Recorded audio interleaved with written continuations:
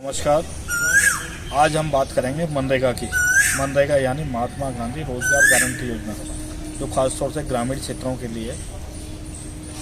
इसको लेकर अब इन दिनों बहुत चर्चा है। चर्चा जब भी हुआ करती थी जब कांग्रेस सरकार के समय में इसे शुरू किया गया था, तब ये कांग्रेस सरकार के समय में शुरू करने का इसका मकसद था, जो गांव में नौजवान है या गांव में जो लोग रह रहे हैं उन्हें रोजगार मिले उनके घर पर ही, इस तरह का किया गया था। लेकिन लॉकडाउन के दौरान मनरेगा की महत्वपूर्ण भूमिका रही है।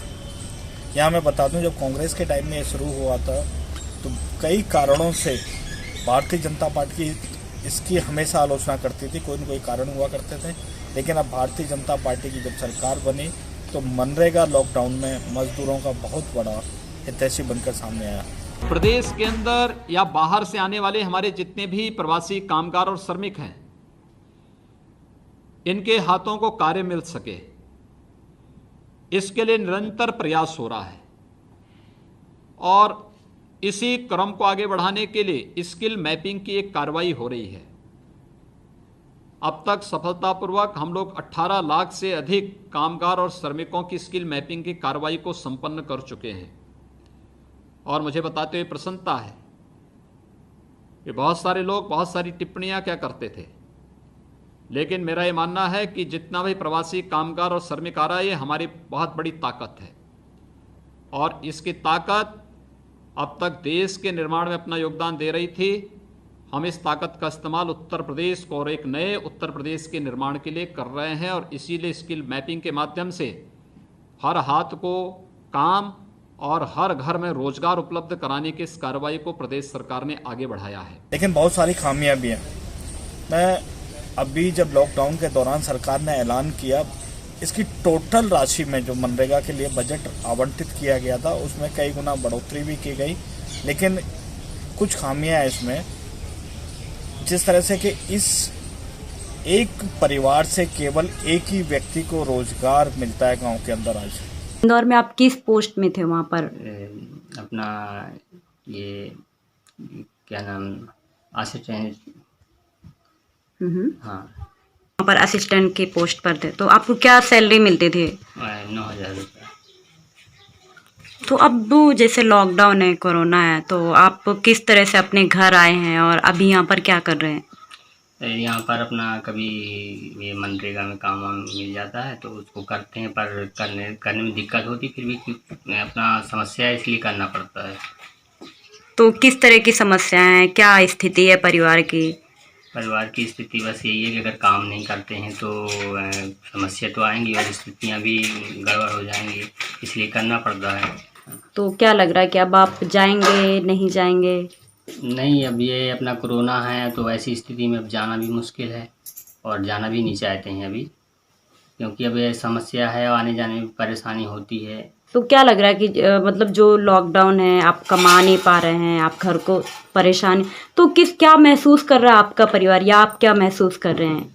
अब इसमें क्या है कि जब हम काम नहीं करते हैं, कुछ मिलता नहीं करने के लिए कोई ऐसा, तो इसलिए परेशानी तो होगी, और परेशानी होगी तो कुछ ना कुछ ये जो काम मिलेगा वो करेंगे। पर्याप्त हो पा रहा है, परिवार चल पा रहा है?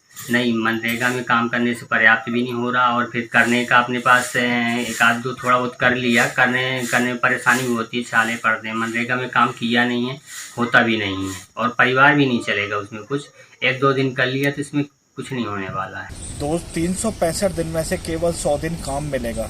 यानी एक परिवार में मान लीजिए 8 सदस्य हैं तो केवल एक ही सदस्य को मनरेगा के तहत रोजगार मिलेगा और उसकी दिहाड़ी केवल 200 रुपये होगी। बाकी 265 दिन उसे अन्य काम ढूंढने होंगे। तो इसका लाभ जितना मिलना चाहिए उसका लाभ अभी सरकार की तरफ से या उन लोगों को नहीं मिल पा रहा है जो वास्तव में मिलना चाहिए।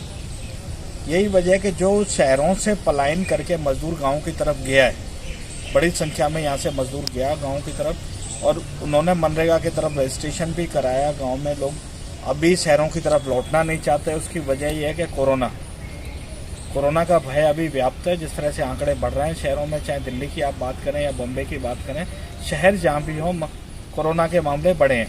वहाँ से वापस आए हैं या कंपनी आपको निकाल दिया है? कंपनी ने नहीं, वो तो लॉक हो गई, तो इसकी वजह से सारे डिपार्ट घर पे है।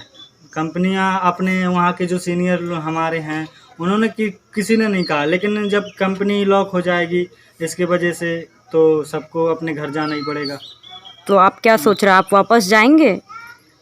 या जाएंगे, देखो अगर मतलब काम शुरू होता है और बुलाते हैं, इनविटेशन देते हैं तो जाएंगे।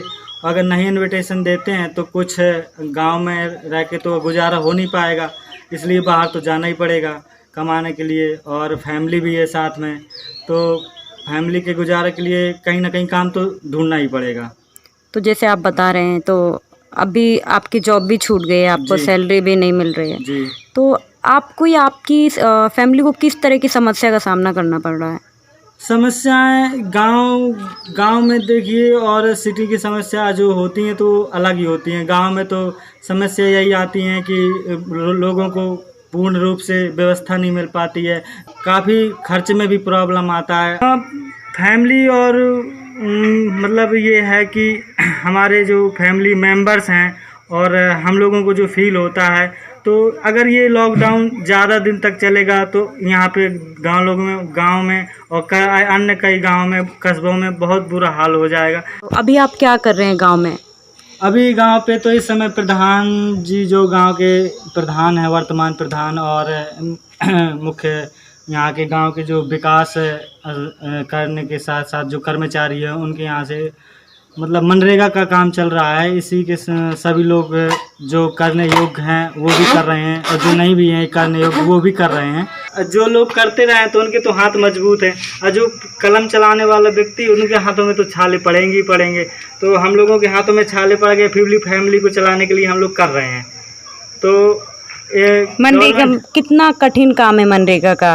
हार्ड वर्क है, ये तो हार्ड वर्क है। और हार्ड वर्क मतलब जो व्यक्ति हैं बाहर रह के वर्क करते रहे, अच्छा वर्क करते रहे, तो मनरेगा का काम वो उनके बस के नहीं कर पा रहे हैं। मजदूर जो अभी गया वो लौटना नहीं चाहता, उसके मन में भय है, लेकिन उसके समक्ष सबसे बड़ा सवाल गांव में भी वो पहुंच तो गया, रोजी रोटी का संकट भी है। दिल्ली में कारखाने, शहरों में कारखाने बंद पड़े, व्यापारी उद्यमी जो, मैं एक शब्द इस्तेमाल करना चाहूँगा कि बिना गाली के या बिना बदतमीजी के अपशब्दों के मजदूरों को बात नहीं करते थे, जो कहते थे मजदूर काम नहीं करते, लेबर काम नहीं करती है, इनसे काम लेना आसान नहीं होता। आज वही लेबर उन्हें भगवान नज़र आ रही है जब काम धंधे ठप पड़े। आज किसी से भी आप मिलो, किसी भी आदमी से मिलो तो उसके एक सवाल होता है, एक ही बात होती है, काम नहीं चल रहा, लेबर नहीं है। तो मैं यहाँ ये भी कहना चाहूँगा कि लेबर का सम्मान जरूर करना सीखें, उन कामगारों का सम्मान करना सीखें जिसकी वजह से आपकी तिजोरियाँ भरी हैं या आपके जीवन में चमक आई है। तो जिस तरह से इस साल मनरेगा में काम चल रहा था, तो कैसा रहा इस साल मनरेगा का काम? साल मजदूरों की संख्या कुछ ज़्यादा रही, क्योंकि लॉकडाउन की वजह से बाहर के मजदूर गाँव में पलायन हुए, जिस वजह से मजदूरों की संख्या ज़्यादा रही। इस वजह से मजदूरों के जो लोग ने कभी कार्य नहीं किया वो लोग भी इस समय कार्य कर रहे हैं। जो लोग एसी में बैठ के वहाँ बैठे रहते थे उन्होंने भी फरवा आज भाजा और हाथों में छाले कई लोगों के पड़े।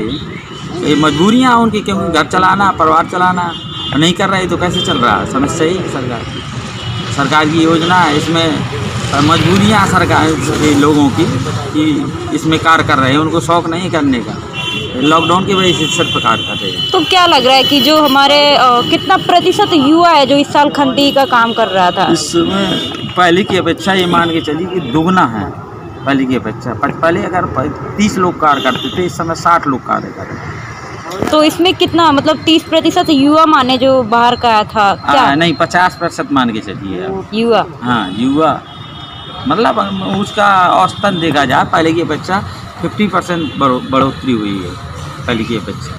मजबूरियाँ, बेरोजगारी की समस्या की है कि लॉकडाउन की वजह से बेरोजगार हुए अधिकतर।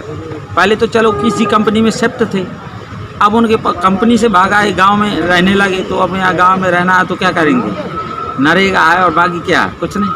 शहरों में, झुग्गी बस्तियों में, क्लस्टर में कामगार अपना जीवन यापन करते हैं और जिस तरह से जिल्लत झेलते हुए अपने गांव गए हैं तो गांव लौटना नहीं चाहते।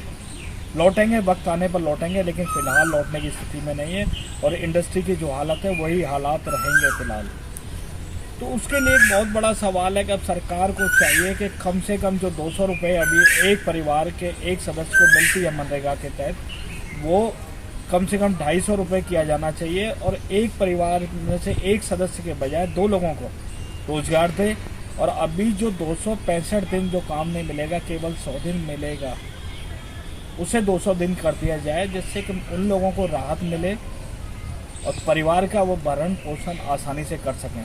मेरी सरकार से अपील है कि मनरेगा में जो एक साल में 100 दिन का काम मिलता है उनको बढ़ाया जाए और मजदूरों की दिहाड़ी बढ़ाई जाए। और मैं ये एक और प्रार्थना करता हूँ कि उनको जो वेतन जो मिलता है उनको सही रास्ते से सही जगह पे पहुँचाया जाए। क्या आपका कहने का मतलब है कि ऐसे नेता और अधिकारी खा जाते हैं? बिल्कुल खा जाते हैं जी, और उनके पीछे चक्कर लगाने पड़ते हैं। काम आज करते हैं, पैसा उन्हें 10 दिन बाद मिलता है। तो मैं चाहता हूं कि उनको सीधा उनके डायरेक्ट उनके अकाउंट में डाला जाए। और जो मन अभी उनके डर है कोरोना का शहरों में लेकर, तो वो खुशी जब कोरोना ख़त्म हो जाएगा तो निश्चित तौर पर शहरों की ओर लौटेंगे। तो आज वो अपनी ज़िंदगी तो गांव में बचाएंगे, अपने परिवार का भी भरण पोषण आसानी से कर सकेंगे और शहरों में जो उद्योग व्यवस्था है उसका भी वो आने वाले समय में आकर उसकी कमान भी संभाल लेंगे। तो मेरा सुझाव है, प्रखर संवाद का सुझाव है कि सरकार इस तरफ गहराई के साथ ध्यान दे। जो गांव में लौट गए उनके समक्ष भी रोजी रोटी का बहुत बड़ा संकट है। अब मानसून का मौसम शुरू हो गया है, बुवाई का मौसम में कुछ दिन काम, बाकी टाइम क्या काम करेंगे वो लोग। तो सरकार मनरेगा में राशि बढ़ाए, उनकी परिवारों की संख्या बढ़ाए, सदस्यों की संख्या बढ़ाए, तो वही उनके लिए बेहतर है। धन्यवाद।